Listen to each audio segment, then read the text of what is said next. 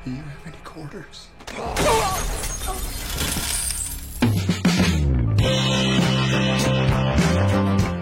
Yuhu everybody, welcome back again with me Chanku yang akan menemani Lazy Day kalian dalam rangkuman film kali ini. Melanjutkan serial film Preachers, kali ini gue membahas bagian episode 2 dari season 2 film ini yang gue jelasin sangat amat kompleks dikarenakan sudah lumayan jauh untuk ceritanya. Jadi buat kalian yang baru nonton, tonton dulu episode sebelumnya biar kalian paham sama ceritanya serta relate sama penjelasan gue tentunya.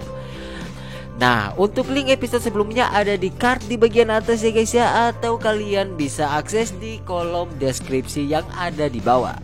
By the way, jangan lupa like, komen, serta share untuk mensupport gue tentunya. Dan tanpa banyak bacot lagi, langsung saja pasang headset kalian, naikkan volume HP-nya, and go to the list. Story guys.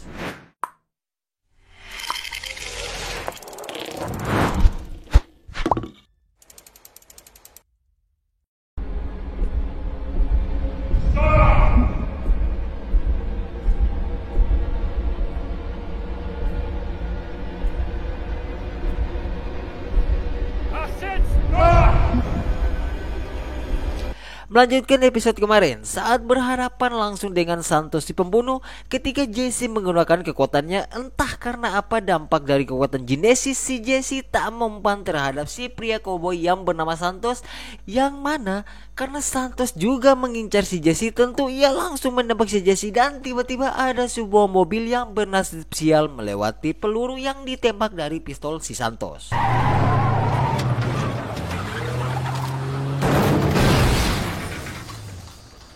Nah, beruntung tembakan itu tak mengenai si Jesse untuk kemudian karena si sopir modar saat menyetir mobilnya pun kehilangan kendali, di mana mobil tersebut langsung menabrak si Santo. Setelah itu, karena terjadi keributan tersebut, semua orang yang berada di asosiasi pencinta senjata api mereka pun langsung keluar, di mana secara bersamaan ternyata si Santo nampak baik-baik saja ketika ia ditabrak oleh mobil. Untuk kemudian hal itu membuat Jesse panik, ia pun langsung menyuruh semua orang agar menembak si Santo, yang mana semua peluru bahkan bom tak bisa membunuh si Santo.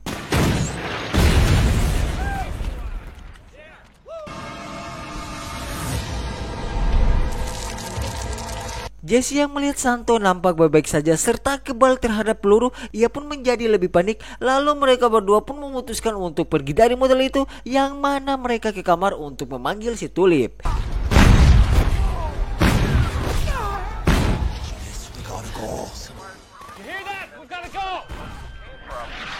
Dan setelah masuk di kamar, si Tulip sedang menonton TV channel TV One, yang mana ada sebuah berita tentang kota Phyllis yang telah hancur lebur akibat ledakan, dan semua orang yang berada di kota itu tak ada yang selamat sesuai dengan apa yang ada dari berita. Kemudian, karena melihat info itu, tentu mereka pun tak memikirkan lagi bahwa mereka sedang dalam masalah, yang mana tiba-tiba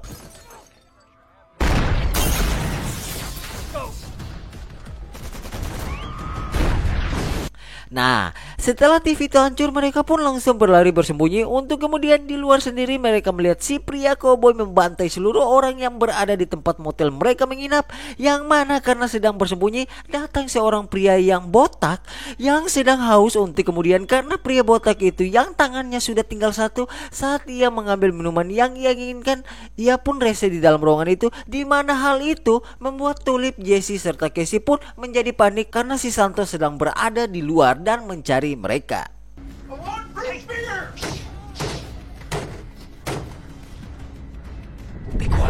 Dan karena pria botak itu rese, Jesse yang melihat hal itu serta takut si Santo tahu tempat mereka bersembunyi, ia pun langsung menggunakan kekuatan Genesis kepada pria botak biadab itu. Untuk kemudian tentu hal itu membuat si Santo langsung menghampiri ruangan si Jesse.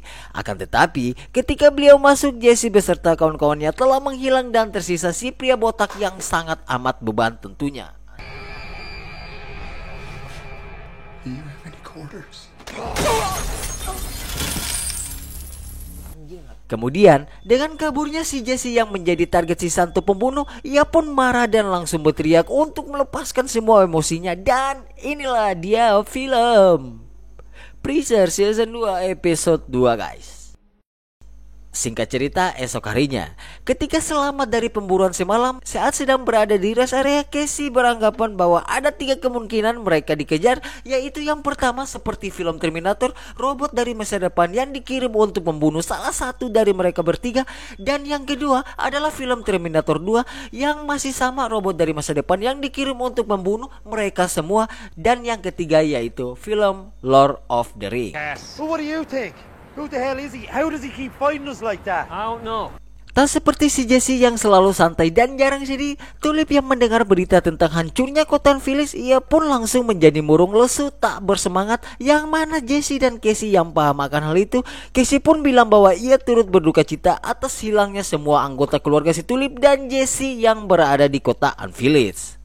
Lalu, karena tak tahu mau kemana serta tujuan mereka untuk mencari Tuhan, tentu hal itu nampak mustahil bila si pria koboi masih membuntuti mereka, yang mana secara bersamaan Casey pun punya ide brilian di mana ia melihat beberapa keluarga yang akan pergi holiday untuk melihat sebuah pertunjukan yang mengagumkan dari sebuah sulap di sebuah klub. Untuk kemudian setelah melihat hal itu, Jesse pun bilang bahwa semalam ia melihat sebuah iklan di TV yang menampakkan seseorang yang ia kenal serta orang itu bisa membantu mereka untuk menemukan Tuhan nantinya. Help us here. Someone who actually might know what to do with this bloody cowboy. If you say Gandalf, I'm going to hit you. No, I mean really be able to help us out here.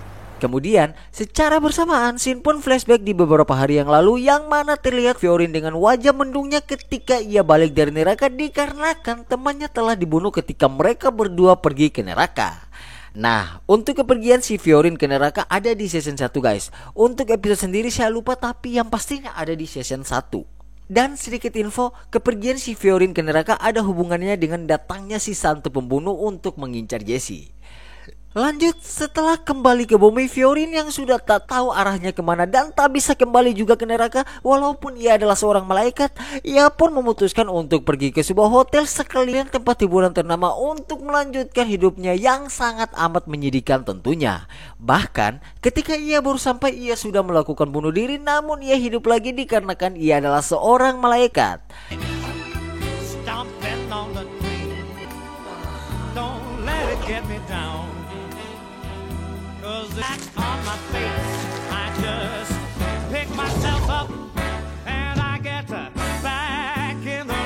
Dan dengan hilangnya sahabatnya ketika pergi ke neraka waktu itu, mood Fiorin pun tak bisa kembali normal, yang mana ketika ia sedang ngen dengan seorang wanita, ia nampak be aja, dan lagi-lagi ketika selesai ngen, ia malah melakukan bunuh diri namun hidup lagi tentunya.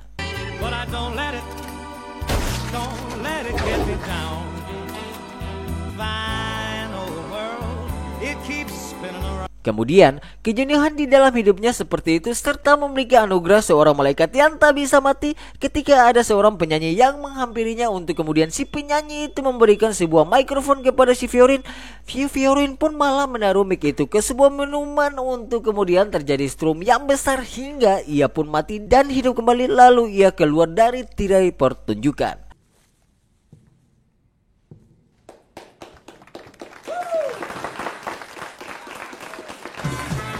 Nah, dengan aksi itu semua orang mengira itu adalah sebuah sulap, untuk kemudian dengan hal itu juga tentu menjadi sebuah momentum baru dalam pertunjukan sulap, yang mana Fiorin tiba-tiba langsung menjadi superstar karena aksi sulap yang ekstrim yang ia lakukan.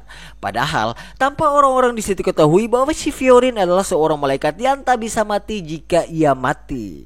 Iya, dia gak bisa mati kalau dia mati gitu. Karena dia malaikat. Gimana sih cara penjelasan cu? Pokoknya intinya gitu dah. Dia gak bisa mati karena dia adalah seorang malaikat. Kalaupun dia mati, dia pasti hidup lagi gitu. Tapi dengan populernya tersebut tak membuat hidupnya berubah dan masih terlihat mendung sampai saat ini. Bahkan ia yang sudah populer dan sudah banyak orang yang mengenalnya serta banyak harta tak membuat ia menjadi senang tentunya. Well, Fiorin's partner, the angel who came to Anvil. They're the ones that first told me about Genesis. Singkat cerita, Jesse serta kawan-kawannya tiba di tempat pertunjukan si Fiorin, di mana ketika tiba di sana mereka melihat acaranya sudah selesai. Untuk kemudian Jesse dan Casey langsung pergi menemui Fiorin, yang mana ketika Fiorin melihat si Jesse, Fiorin nampak kesal dengan si Jesse, dan karena melihat Fiorin wajahnya ngeselin, Jesse pun bilang bahwa waktu itu Genesis sudah mereka ambil, tapi kekuatan Genesis tetap ingin bersama dengan si Jesse. Kemudian Jesse pun menanyakan tentang di blind sahabat si Fiorin, yang mana mana Fiorin bilang di Blaine telah mati, padahal yang Jesse dan Casey tahu malaikat tak bisa mati jika mereka mati.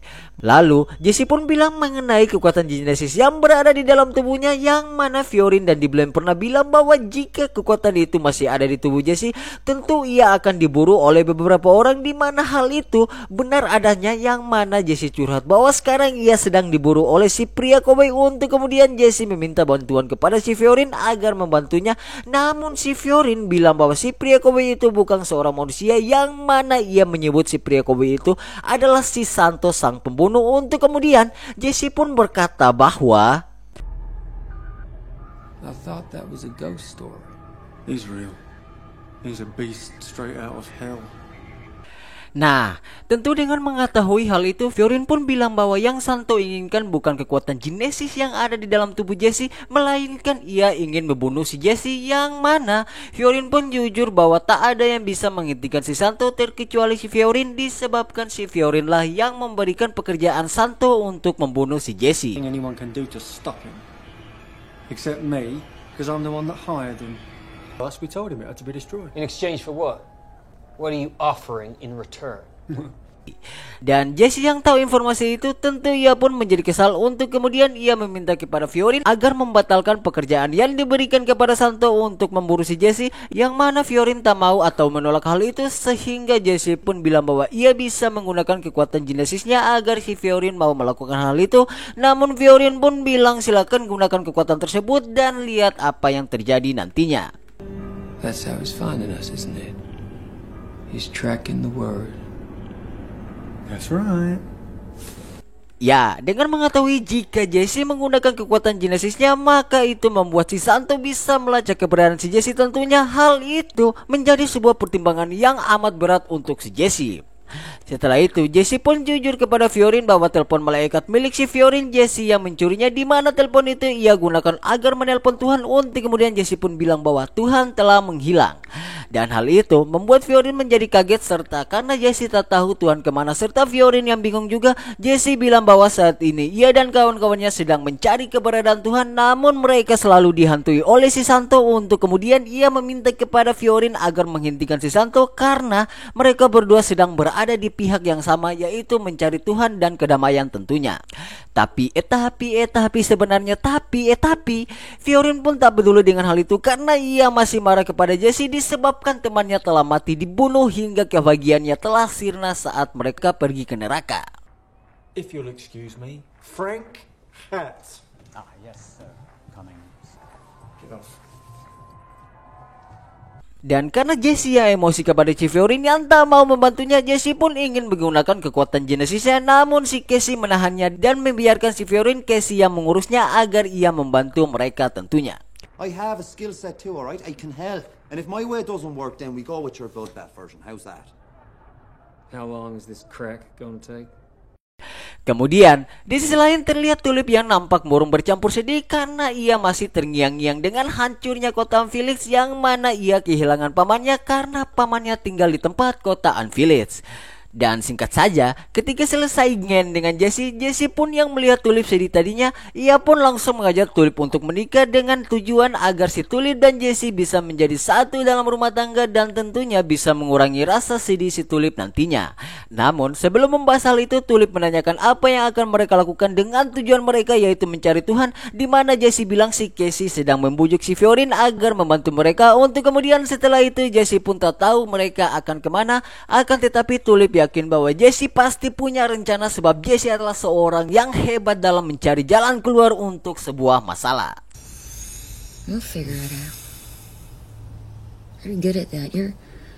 Dan di sisi lain ketika Fiorin selesai perform aksi sulap, saat dia masuk ke dalam kamar, Casey sudah menunggunya, yang mana sesuai dengan yang Casey janji kepada Jesse, maka Casey langsung menjalankan rencananya. Dan karena Casey orangnya friendly, maka hal itu membuat Fiorin pun langsung tertarik dengan ajakan si Casey. Namun ia sempat curiga bahwa hal itu dilakukan oleh Casey agar bisa membuat Fiorin berubah pikiran, di mana Casey bilang ia hanya ingin menolong Fiorin dikarenakan Fiorin nampak sedih setelah kehilangan kawannya. Untuk kemudian Casey menyuntikkan sebuah narkoboy jenis heroin kepada Fiorin dengan dosis yang sangat tinggi, yang mana hal itu membuat Fiorin mati namun hidup lagi disebabkan ia adalah seorang malaikat yang tak bisa mati tentunya. Nice, eh?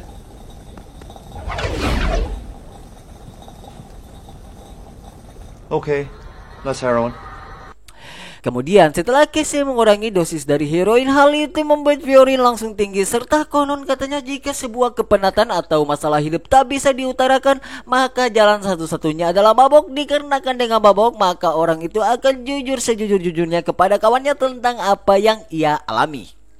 Dan karena Casey yang sudah paham dengan hal itu, ia pun mengulik cerita persahabatan si Fiorin dan The Blend untuk kemudian Fiorin pun bercerita dengan riang serta senang tentang persahabatan mereka berdua. In response and so on. A friendship like that, I don't know how to describe it. Was it legendary? Yes, exactly. Legendary. Dan secara bersamaan di luar sendiri, karena Jesse dan Tulip ingin menikah, semua langsung dipersiapkan oleh pengurus di sana. Yang mana saat sedang ngebir, Tulip melihat seorang pria dan Tulip nampak ketakutan untuk kemudian ia beralasan bahwa ia akan mengganti baju kepada Jesse. Yang mana ternyata Tulip mengikuti pria itu pergi, namun saat ia kehilangan jejak pria itu, ketika Tulip balik ke kamar lalu ia mengganti bajunya, ada seseorang yang mengetuk pintu kamarnya. Hey, Tulip. Hey, Gary. Nice shirt. Ya, ternyata pria itu adalah Gary, orang yang Tulip kenal, di mana pria itu adalah anak buah dari seseorang yang bernama Victor. Lalu Gary pun menjelaskan bahwa Victor bosnya selalu mencari Tulip, entah karena apa, yang pastinya Tulip dan Victor tentu punya hubungan spesial sebelumnya. Untuk kemudian Gary meminta Tulip untuk menghubungi si Victor.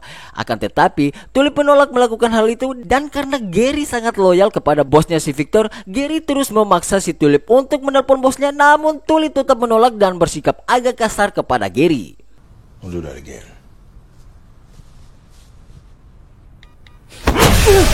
Setelah itu Gary pun mencoba menghubungi si Victor, dan secara bersamaan terjadi kekacauan di dalam kamar Tulip, yang mana Tulip mencoba menghalangi hal itu dan mengambil handphone yang berada di tangan Gary sambil dicekik lehernya.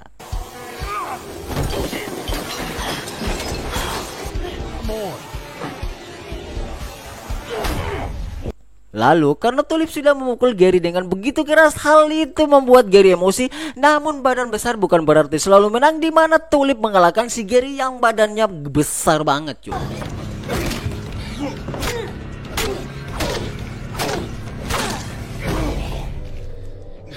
Dan secara bersamaan ketika selesai berantem, Casey pun tiba di sana, yang mana Tulip bilang bahwa jangan beritahu hal itu kepada Jesse. Untuk kemudian di sisi lain saat akan melakukan ijab kabul, terlihat Jesse yang sudah siap-siap, yang dimana ia ditemani oleh Fiorin.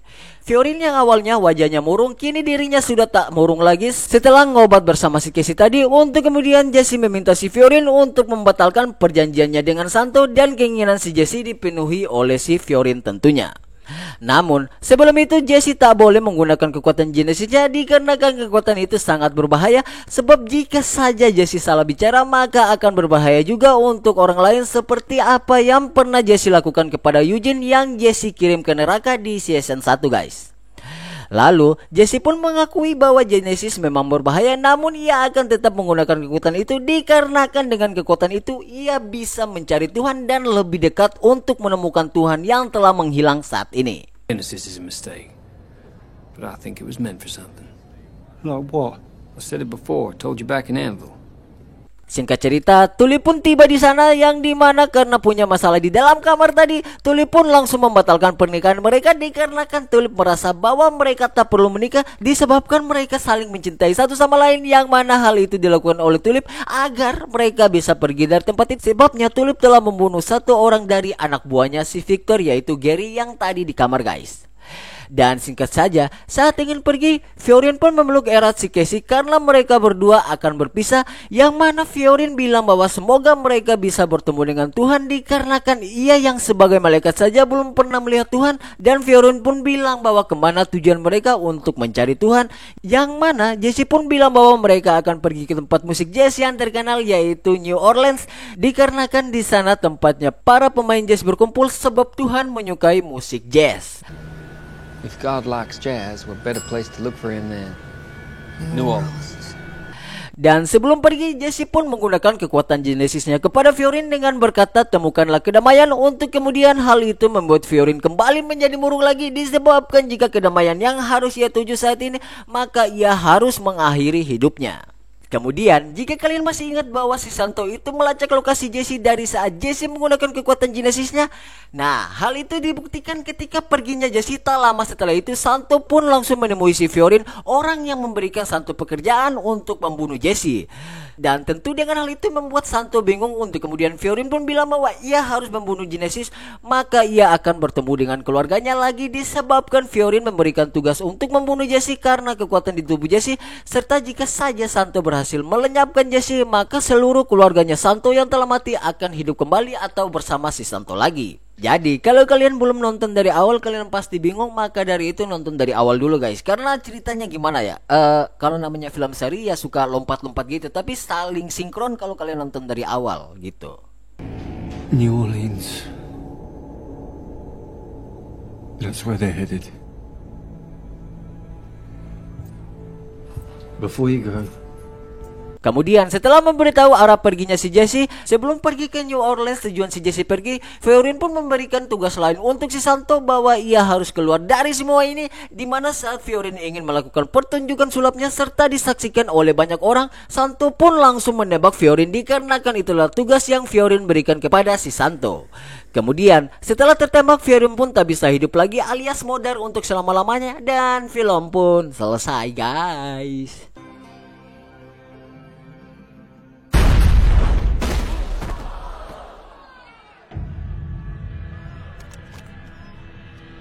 Nah, untuk penjelasan kenapa para malaikat itu dibunuh oleh Santo, mereka tak bisa hidup lagi, nanti bakal dijelaskan di episode sebelumnya. Gak tahu episode berapa tapi gue lupa.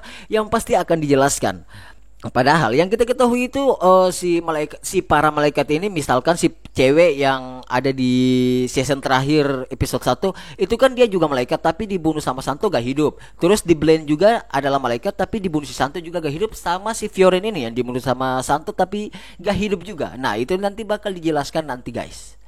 So segitu dulu, sekian dari gocanku. Mohon untuk undur diri, jika ada kata atau bagian scene yang terlewatkan mohon dimaafkan. Dan jangan lupa juga support gue dengan subscribe, like, comment, serta share untuk mensupport gue tentunya. Sampai jumpa lagi di next video and I love you guys. Bye bye guys.